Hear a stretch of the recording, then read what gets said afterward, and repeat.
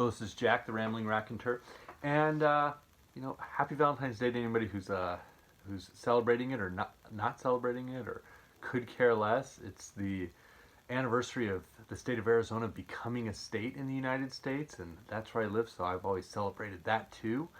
But at this time of year, I always enjoy turning back into some volumes of poetry. And one of the things that I really enjoy as a reader is intertextuality, where writers or works clearly are having a written or mental dialogue with another writer, another mind, another work. And one of the great examples of that in romantic poetry, not like big R romantic poetry, but small R romantic poetry, is way back. We're going back about 430 years now to grab this one.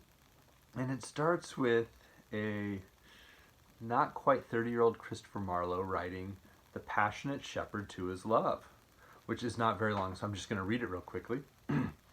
Come live with me and be my love, and we will all the pleasures prove, that valleys, groves, hills and fields, woods or steepy mountain yields. And we will sit upon the rocks, seeing the shepherds feed their flocks, by shallow rivers to whose falls melodious birds sing madrigals. And I will make thee beds of roses, and 1,000 fragrant posies, a cap of flowers and a kirtle, embroidered all with leaves of myrtle, a gown made of the finest wool, which from our pretty lambs we pull, fair-lined slippers for the cold, with buckles of the purest gold, a belt of straw and ivy buds, with coral clasps and amber studs. And if these pleasures may thee move, come live with me and be my love. The shepherd swains shall dance and sing, for thy delight each May more name. If these delights thy mind may move, then live with me and be my love. And it's a very sweet sort of sing-song lyric that he has there. It's one of the early examples of English pastoral poetry that's in an English that a modern reader really can understand. Yes, it's Elizabethan English, but that's understandable and comprehensible to most modern readers. And Marlowe has a beautiful sense of sing-song in his poetry. He did die at quite a young age, really right around the age of 30. His life was sort of the answer to the question, what would it be like if James Bond wrote plays and poetry? He was a spy and just involved in basically every fringe aspect of society and high society that he could possibly be involved in. And then tragically died young. Was killed in a brawl that was probably a setup. So he leaves us with this wonderful lyric where we're given this sense of pastoral, this pastoral setting, and there's this interplay with of passion, this youthful romance and desire, and all of these tiny little sweet aspects of spending time together. And it's very popular. I remember reading in college and thinking wow, that's fantastic. I want that life. Well, contemporary to Marlowe, a little bit older, was Sir Walter Raleigh, who could also be the answer to the question, what would happen if James Bond wrote poetry? Because Sir Walter Raleigh founded colonies, he was an adventurer, he was an explorer. He, like Marlowe, was set up by the government and executed. And like Marlowe, he decided to write a little response to Christopher Marlowe's Passionate Shepherd to His Love, and he calls it the Nymph's Song. The Nymph's reply to the shepherd, sometimes it's called the Nymph's Song. And you'll see there's specific interplay with their lyrics. And Walter Raleigh's a little bit older, so there's this different sensibility to this verse. If all the world and love were young, and truth in every shepherd's tongue, shots fired. So I'll start over. If all the world and love were young, and truth in every shepherd's tongue, these pretty pleasures might me move, to live with thee and be thy love.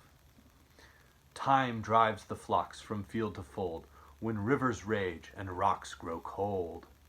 And Philomel becometh dumb, the rest complains of cares to come. The flowers do fade, and wanton fields to wayward winter reckoning yields. A honey tongue, a heart of gall, is fancy's spring, but sorrow's fall.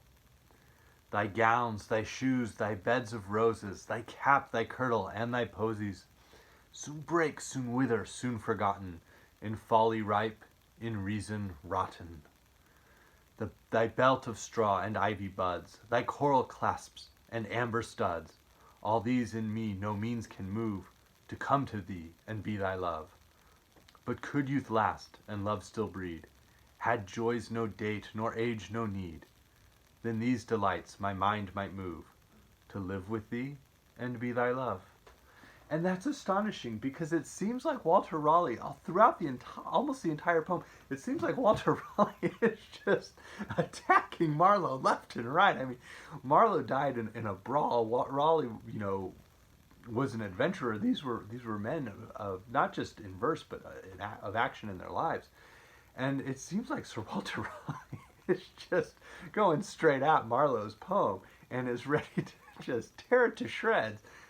And yet, right there at the end, as he keeps castigating all these little aspects of Marlowe's poetry, he then gets to the very end and he goes, "If youth, but could youth last and love still breed, had joys no date, nor age no need."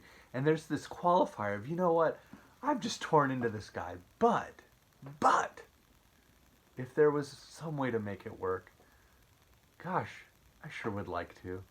And I think it just reveals this aspect of humanity in these two poets. You have Marlowe, who's just looking at a man who was frankly loved and delighted in the urban nature of London society and, as I said, every fringe aspect of it, writing this glorious pastoral.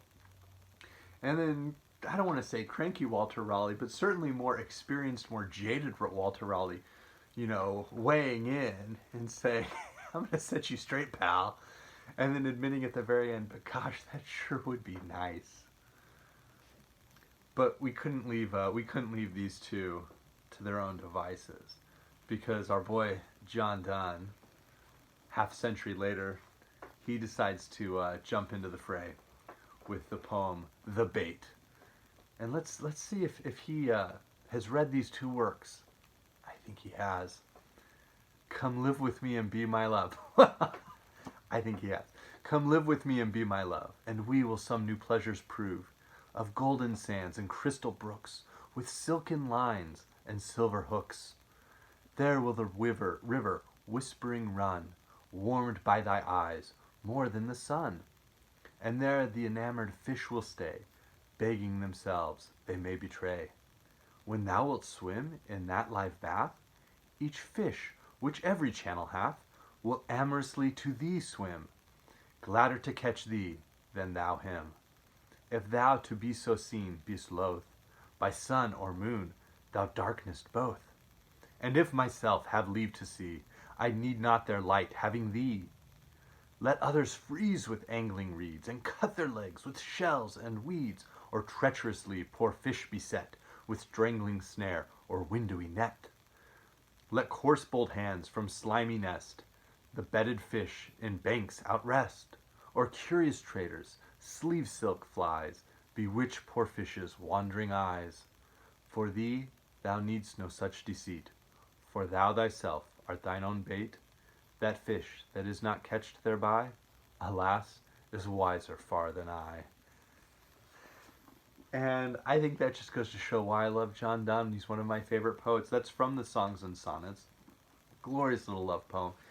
And where we have Marlowe and Raleigh have this sensibility of like, let me woo you with a song, or let me correct you with a song, and then admit at the very end that love sure would be kind. And John Donne has just a different sensibility.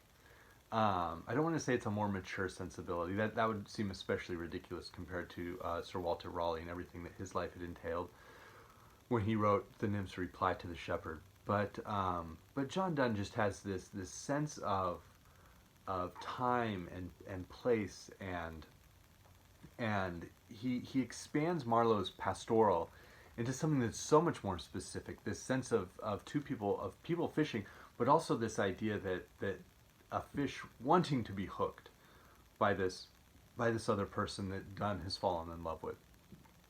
And he's himself both fishing with a companion and viewing the idea of fishing and trying to be caught and hooked by love, but he's both the fish and the fisherman, and it's an astonishing little poem there.